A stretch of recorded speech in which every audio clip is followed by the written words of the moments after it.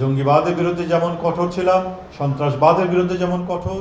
সাবেক পুলিশ মহাপরিদর্শক জাবেদ পাটোয়ারি সহ ৫ জনের বিরুদ্ধে গ্রেফতারি পরোয়ানা জারি করেছে আন্তর্জাতিক অপরাধ ট্রাইব্যুনাল। ১৮ আগস্ট সোমবার ট্রাইব্যুনাল ১-এর চেয়ারম্যান বিচারপতি মোহাম্মদ গোলাম মর্তুজা মজুমদারের নেতৃত্বাধীন ৩ সদস্যের বিচারিক প্যানেল এই আদেশ দেন। শিয়া বাটার ও ভিটামিনে সমৃদ্ধ লিলি বিউটি সোপ, তারুণ্যময় উজ্জ্বল ত্বকের জন্য।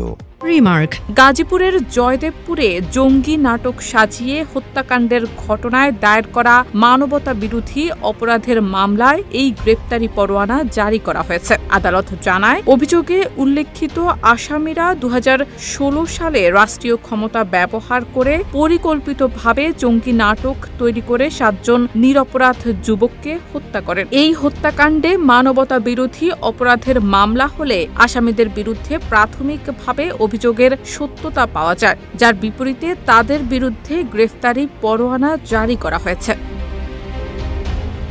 শারমিন নিশু, ঢাকা পোস্ট।